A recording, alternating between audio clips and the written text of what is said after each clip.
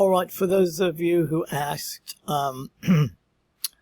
this is when you get onto my portal, you'll see click up here and click on My Learning, and then when you've signed onto it, you'll see something like this. This is the one you're after, is the Real Estate Associate Drill and Question Bank.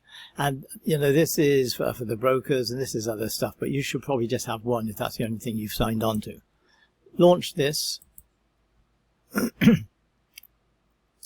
And then when it comes up, I've just switched my computer on, so everything's taken a bit of a while. There it is there. Let's just click on that. And when you come to the beginning, if you want to do a custom quiz, then what you literally do is just create a custom quiz.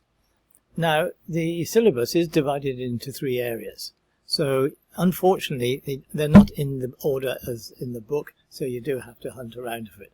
So, for instance, if you wanted to have Unit 5, Real Estate Brokerages, and I would say, let's have a quick look and see if we got it here. No, we don't have it there, so let's have a quick look at General Real Estate Law, and we don't have it there. So then we're just going to click here, and there it is, 26 questions. So I'm going to click on that. I'm going to add to the quiz, and if I only want to do that, then I'm going to actually click next there. I can have all of the questions, or if I've been doing it before, unused questions I haven't answered, or the ones I got incorrect.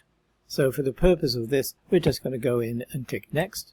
Going to give it a show answer explanations. I like clicking all of these because in the initial stages, that's fine, you need to know where you went wrong and where to look. And we click on next. I can just call this brokerage chapter. There you go, something like that.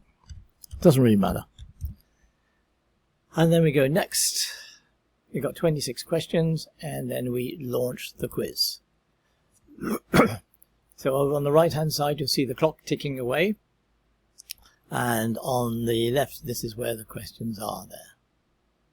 Alright, so broker withdrew 10,000 from his escrow account to pay a down payment on the investment property. So he actually withdrew 10,000 and made a down payment, so he spent the money. I'm going to say it's not commingling, it's not for failure to account for deliver, or failure to timely deposit escrow funds. He took money out of the escrow account, so we're going to go and say maybe conversion, and there we go, we got it right.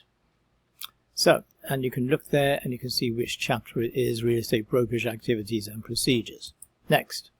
Brokers must institute one of the settlement procedures within how many business days of receiving conflicting demands. Remember, I've got to report it within 15 and make a settlement, or choose a settlement procedure within 30. So that's what we do. We go on and on like that. So I just went ahead and randomly filled out 10 of the questions. I'm going to submit, and here we go. And you can see how well I did. I didn't do very well because I was guessing I only got 2 right. All the others were wrong. But that's fine. So then what we can do, we can then go and look at my study tools tab there, performance tracker, and you can see how well I did. I did not so well, okay, because this was taken into account other chapters as well. But on general real estate law, you know, we had an average of 90. And real estate practices and so forth. So you can have a look and see how well you're doing. And when it's in red, that means I really need to buck my ideas up a bit, because all of the questions that I did, I got correct, but I didn't answer all of the questions. So there's a lot of questions here. We've got 304 questions in this program, and 147 of them come from real estate principles and practices, and you can click on these to see how well I'm doing in the various areas. Basically what I'm aiming for is 100% and everything in green. Alright, so then let's suppose we wanted to go back and do more brokerage questions, and only the ones I got wrong. So we'll go back to where we were. You can click on the dashboard again and start again if you like, and then we'll go and choose a custom test once again. Create a custom quiz, and what I'm going to do is just create a new one, and I know it was over here.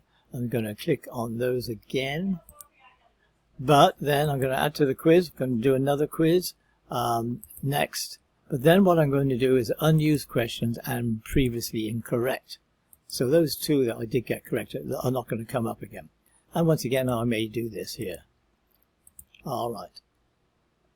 And then we'll start going, and we will say this is maybe brokerage number 2 or something like that. So that's how you work that. You've got to find where the chapters are in that mix of different subject areas. That they used to have chapters 1, 2, 3, 4, 5, 6, but they use this for other things, so they didn't want to tie it to that particular book. Here is a quick quiz. You can just click on that, a quick quiz, and that's going to give you 50 random questions out of all of the chapters. And this is a simulated exam.